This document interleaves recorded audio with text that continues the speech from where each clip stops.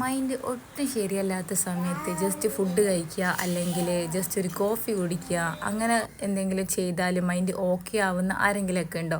ഞാൻ എന്നാൽ കൂട്ടത്തിൽപ്പെട്ടതാണ് കേട്ടോ. ജസ്റ്റ് ഒരു കോഫി കുടിക്കുക അല്ലെങ്കിൽ എന്തെങ്കിലുമൊക്കെ ഫുഡ് കഴിക്കുക, അങ്ങനെ ആകുമ്പോൾ എൻ്റെ മൈൻഡ് റെഡിയാകും, ഞാൻ ഹാപ്പി ആകും കേട്ടോ.